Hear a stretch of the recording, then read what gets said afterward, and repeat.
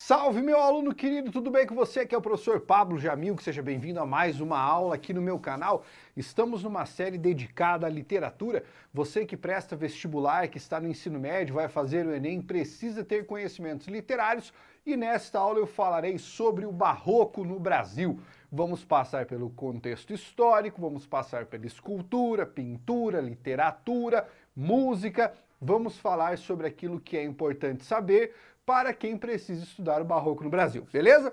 Ó, antes de começar, quero pedir para você o seguinte: estou numa campanha muito árdua para chegar a 1 milhão de inscritos neste canal e eu só consigo se você me ajudar.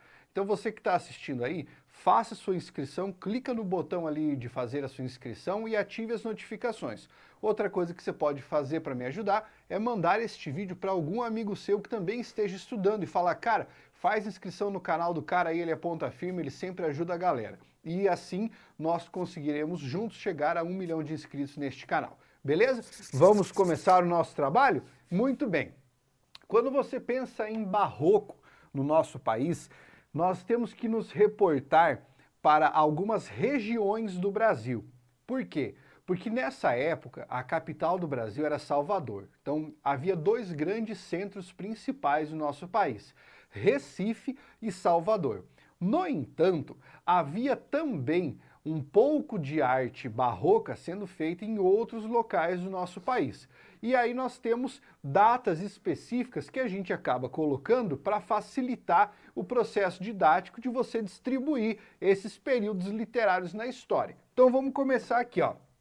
Em teoria, o Barroco, que é uma escola de origem italiana, no Brasil vai começar em 1601.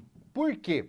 Porque nessa época um escritor chamado Bento Teixeira publica a primeira obra que vem a compor o Barroco brasileiro, uma obra chamada Prosopopeia, certo? Então, 1601, Bento Teixeira publica a obra Prosopopeia, que vai dar início ao Barroco no nosso país. E o Barroco, entre aspas, termina no ano de 1768. Por quê? Porque outro estilo começa a surgir nessa época. Em 1768, o poeta Cláudio Manuel da Costa publica uma obra chamada Obras Poéticas. E aí ele vai direcionar a literatura para uma outra região do Brasil, lá para a região de Minas Gerais, pensando mais especificamente em Tiradentes, Ouro Preto, tá? As cidades que ficam naquela região, justamente por causa do movimento da Inconfidência Mineira. Então, olha quanto tempo durou o Barroco no Brasil, de 1601 a 1768. O que também não significa que o Barroco tenha morrido quando deu o ano de 1768, certo? O que eu quero que você entenda é que esses são marcos cronológicos, né? São os marcos temporais para a gente poder entender. Vamos pensar no nome Barroco. Barroco vem de uma palavra que é essa palavrinha aqui, ó. Barroque, certo? Barroque, ou também barroquete, que significa o quê? Uma pérola encontrada nas ostras que vivem em água doce. Então, uma pérola bastante irregular, certo? Uma pérola que não é aquela perfeitinha, ela é uma pérola toda irregular. E o nome Barroco veio dessa pérola por causa de como funciona a estética barroca. A estética barroca é recheada de adornos, ela é recheada de enfeites, ela não é lisa, digamos assim. Então tem a ver com essa ideia dessa pedrinha, foi daí que veio esse nome. Aí, vamos pensar no que é que estava acontecendo no Brasil nessa época. Você tinha, então, Salvador e Recife como os principais centros históricos, tá? Os principais centros do nosso país. Mas por que Salvador e Recife? A nossa economia nessa época era baseada na exploração da cana-de-açúcar. Havia uma influência portuguesa gigantesca por causa da nossa colonização. e também uma grande questão relacionada à escravidão no Brasil. Nessa época, havia dois tipos de escravos: os escravos negros trazidos para o Brasil no comércio escravagista, e também havia os escravos indígenas, que eram os povos originários escravizados pelos portugueses. Outra coisa importante, você tem que considerar que essa estética aqui veio da Europa. O que mais veio da Europa e era extremamente influente nessa época no Brasil? A cristandade. Então, o teocentrismo, ou seja, colocar Deus no meio de todas as coisas, a religiosidade cristã, eram muito fortes no Brasil e faziam a cabeça da galera. É por isso que muitas obras que você vai observar dentro do Barroco têm temática religiosa, certo? Porque o homem estava, nesse momento, se voltando para a religiosidade, como era comum. Nós tínhamos também a catequização jesuítica, que durou no Brasil durante muito tempo, e na Europa nós estávamos vivendo um movimento religioso muito forte, que era a Reforma e a Contra-Reforma. Mas eu vou falar sobre Reforma e Contra-Reforma em outro momento, de outra aula, quando eu falar especificamente sobre isso. Mas o que você tinha que saber era: havia uma espécie de cisão entre os religiosos e aí estavam surgindo novas formas religiosas, como, por exemplo, a Igreja Luterana, a Igreja Anglicana e a Igreja Calvinista, a Reforma Protestante. E aí a Igreja Católica atacou com a chamada Contra-Reforma e muitas coisas vieram daí. Nessa época, quando você observa questões, por exemplo, de Enem, de vestibular, é muito comum você ter ilustrações do pintor Caravaggio. O Caravaggio era um grande representante da estética que nós temos no Barroco, porque uma das grandes coisas que nós temos que saber sobre o Barroco é que ele trabalha as contradições. Pense sempre, quando estiver pensando em Barroco, em enfeite e contrário. O Barroco trabalha muito com essa noção de contrário. Então, luz e sombra, rápido e devagar, Deus e carne, né? Estão pensando em céu e terra, bem e mal. Isso é o que você tem que sacar quando nós falamos de contradições. Para ilustrar isso, eu vou pedir para o Gustavo jogar na tela um exemplo de contradição que nós temos aqui, que é essa pintura do Caravaggio. Gustavo, por favor, coloca aí na tela. Tá? Olha só, nessa pintura do Caravaggio você tem clara contradição.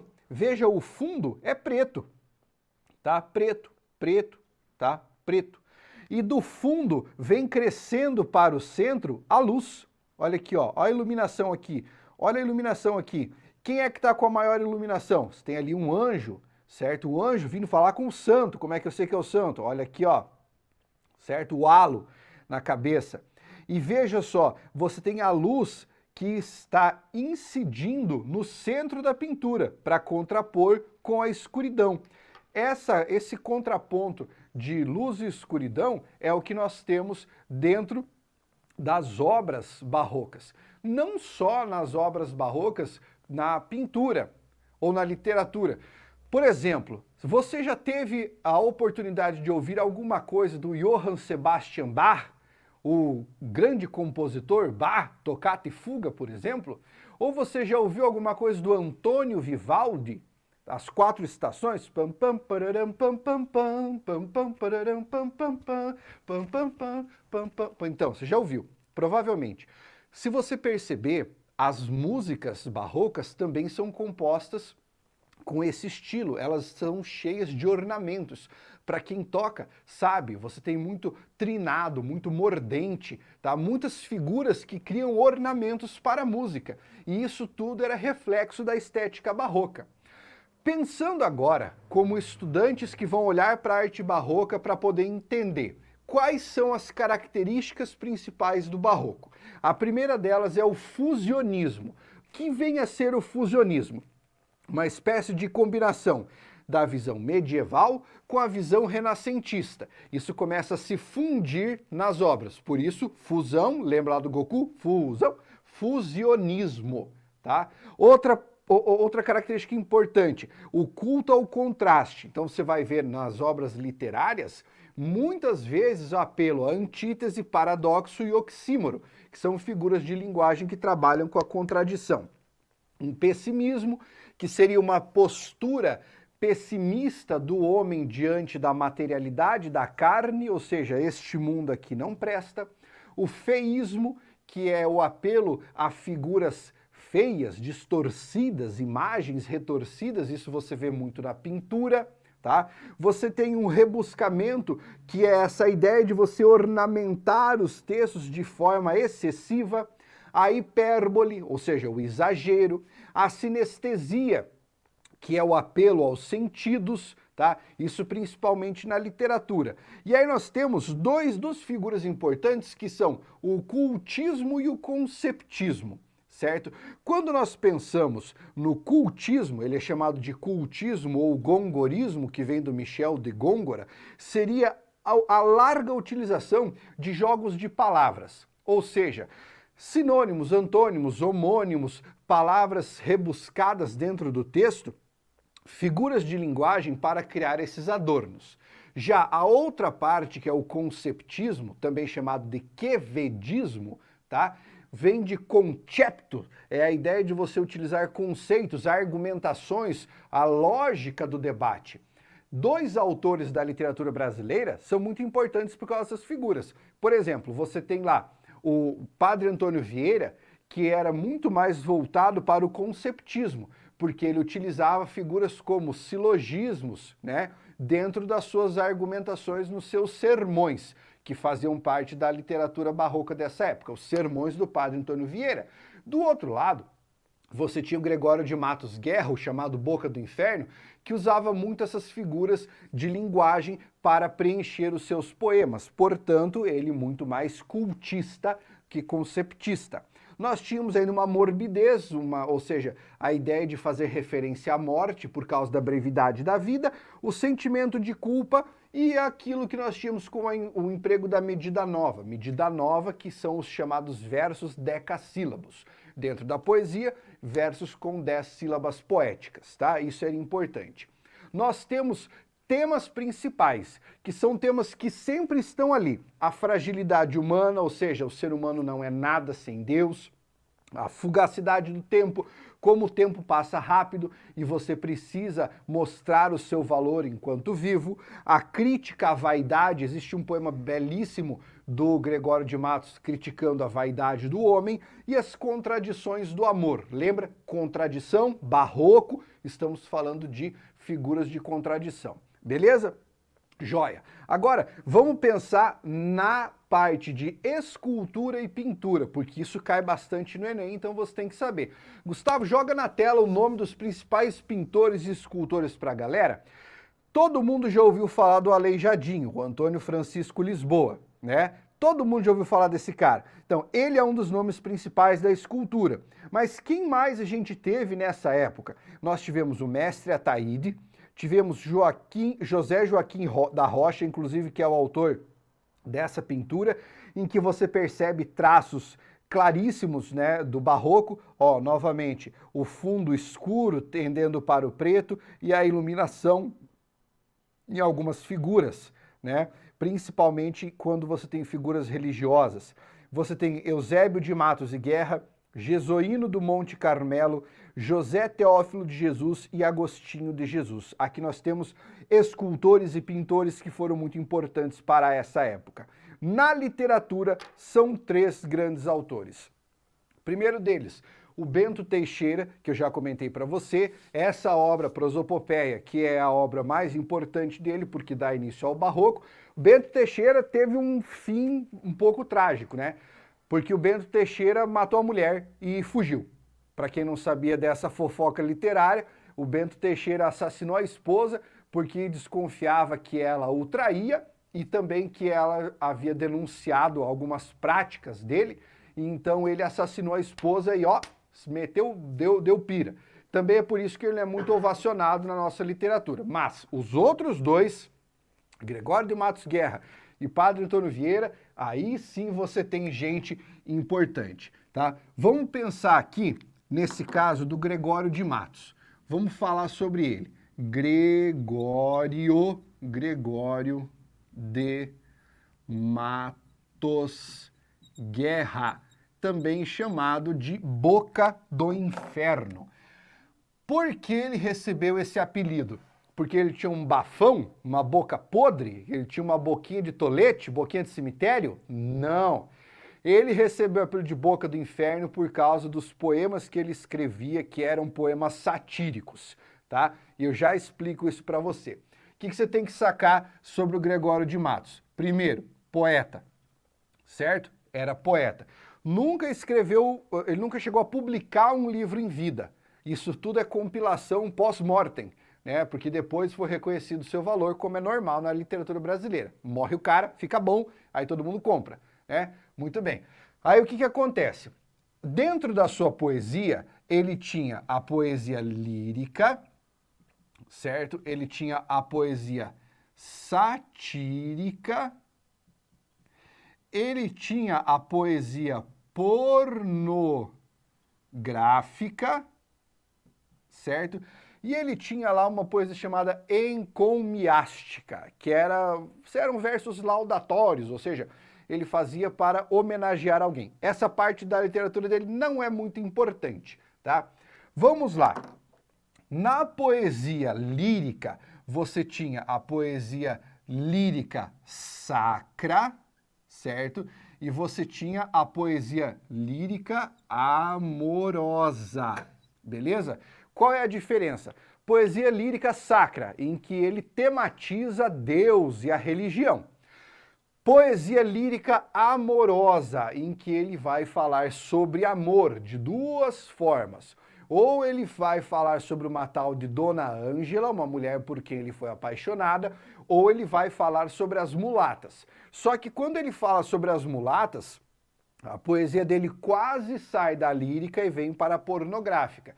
Porque ele considerava a Dona Ângela uma mulher elevada, uma mulher para casar, e as mulheres que ele chamava de mulatas eram as mulheres para o prazer carnal. Mais uma razão porque você tem esse autor como um autor do barroco. Lembra que o barroco é a contradição? Então, do mesmo jeito que ele fala sobre a mulher de uma maneira elevada, aquela mulher que é quase um anjo, ele fala da mulher que é quase um demônio, que só vale para o amor carnal. Isso que você tem que entender. Por essa razão, ele é um escritor barroco. Ele também tem a poesia satírica, que ele utilizava para falar mal dos seus adversários políticos, para falar mal de toda gente que ele achasse que merecesse uma crítica. Essa aqui é a poesia que fez com que o Gregório de Matos tivesse que fugir do Brasil para não morrer, porque ele escrevia mesmo da galera, estampava seus poemas lá na praça, a galera lia, dava risada das pessoas, e ele arrumava muita treta por causa das poesias satíricas, que também resvalam na poesia pornográfica. Faço aqui uma menção a uma freira com quem ele teve uma briga muito grande, que era a Maria Viegas. Maria Viegas era uma freira com quem ele teve uma treta grande, ele escreveu uns poemas tirando sarro dela, falando altas coisas, falando que ela peidava um monte, tá? Isso aí tem na literatura mesmo, você pode procurar um poema que se chama A Mesma Freira Maria Viegas Agora Sacode Freneticamente o Poeta porque se espeidorrava muito. Esse é o nome do poema, tá? Esse é o nome do poema, verdade, tá? E ele fala sobre isso. Então ele tem uma produção que é uma produção, se você parar para pensar, cheia de antíteses, cara. Ele fala sobre Deus e você orar e o escambau, e depois está falando de amor, e depois falando da carne, daí xingando a galera. Então ele é um poeta de várias faces, e vale a pena ler suas obras literárias, porque apesar do tempo, tem uma linguagem ainda acessível, tá? De um lado, então, o Gregório de Matos Guerra. Do outro lado, você tem outro cara que foi muito importante para a nossa literatura, que é o Padre Antônio, eu vou escrever no português brasileiro, tá? Com esse acento circunflexo, Antônio Vieira. Por que eu estou escrevendo assim? Porque existe uma outra forma de escrever com acento agudo, porque o Antônio Vieira era português, mas escreveu no Brasil, então se está aqui é nosso e nós trazemos como nossa literatura. O Padre Antônio Vieira teve uma formação, né, religiosa, e ele fazia parte da categoria dos jesuítas. O que essa galera fazia aqui? que os jesuítas faziam no Brasil? Queriam catequizar os indígenas, ou seja, expansionismo religioso. Queriam trazer a religião cristã para o Brasil. Aí ele lá na Companhia de Jesus, que não é o nome de um grupo de pagode, era o nome da companhia mesmo. Companhia de Jesus era o grupo de religiosos jesuítas que vinham para cá para fazer essa catequese. Ele escrevia as obras e ele pregava, né? As suas homilias eram muito importantes, muito famosas. Então, qual é a obra que você tem que sacar sobre o Padre Antônio Vieira? Os sermões, tá? Por quê? Porque esses sermões tinham um cunho pedagógico, eles tinham um cunho pedagógico, ou seja, ele queria ensinar por meio dos seus sermões. E, é claro, o conteúdo religioso para atender aos interesses da religião católica. Eu separei aqui 2 trechos para você poder reconhecer bem a literatura deles, tanto do Gregorião quanto do Padre Antônio Vieira, ou Tonhão. Então, vamos aqui para você conhecer primeiro um poema do Gregório de Matos. Gustavo, joga na tela para a galera. Pequei, Senhor, mas não porque hei pecado, da vossa alta clemência me despido, porque quanto mais tenho delinquido, vos tenho a perdoar mais empenhado. Se basta a vos irar tanto pecado, a abrandar-vos sobeja um só gemido. Que a mesma culpa que vos há ofendido, vos tem para o perdão lisonjeado. Se uma ovelha perdida e já cobrada, glória tal e prazer tão repentino vos deu, como afirmais na sacra história, eu sou, Senhor, a ovelha desgarrada, cobrai-a, e não queirais, pastor divino, perder na vossa ovelha a vossa glória. Vem para cá, Gustavo. O Gustavo, que está aqui assistindo comigo, é estudante do ensino médio. Eu tenho certeza que se eu perguntar para ele agora o que foi que ele vai falar para mim, não entendi bosta nenhuma, né? Para isso que existe o professor de literatura, para te explicar essa parada. Eu vou explicar o poema parte por parte, mas só para você sacar. O que acontece aqui? Há um pecador contrito, nome desse poema. O que ele está fazendo? Ele está se confessando para Deus. Então, é o eu lírico conversando com Deus, tá bom? Primeira coisa que tem que saber é isso. O que ele está dizendo para Deus? Ele está dizendo assim, Deus, eu pequei, mas não é porque eu pequei que você não vai me perdoar. Porque quanto mais eu peco, mais você se esforça para me perdoar, certo? E daí ele fala assim, ó, se você fica tão irado com o pecado, para pedir perdão, eu preciso só de um gemido, certo? Porque ele diz que a mesma culpa que ofende Deus é a culpa que faz Deus ser lisonjeado por ser Deus e perdoar as pessoas. E ele fala assim, ó, se uma ovelha perdida e desgarrada te deu tanto prazer como está na Sacra Escritura, ou seja, do bom pastor que vai atrás da ovelha desgarrada, ele fala, ó, se uma ovelha te deu tanto prazer de ser resgatada pelo pastor, eu sou essa ovelha. E não queirais, essa parte eu acho mais louca, ele fala, e não queirais, vós, ou seja, Deus, não vai você querer perder na sua ovelha, ou seja, em mim, a vossa glória. Ou seja, se você não me perdoar, você não é Deus, porque Deus perdoa tudo. É isso que está sendo dito nesse poema. Vamos examinar mais de perto. Manda lá, Gustavo. O que eu quero que você saque? Isso é um soneto. Por quê? Porque tem 2 quartetos e 2 tercetos. O que é isso? Quartetos, versos com estrofes com 4 versos. Tercetos, estrofes com 3 versos. Só por ser isso já é um soneto. Eu falei para você de uma tal de medida nova, né? O verso decassílabo. Vamos separar em sílabas poéticas para ver se dá 10 sílabas. Pequei, Senhor, mas não porque pecado. Você conta até a última sílaba tônica.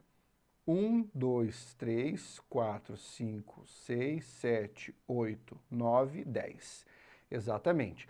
Todos os versos desse poema têm exatamente 10 sílabas poéticas metrificadas assim. Tá?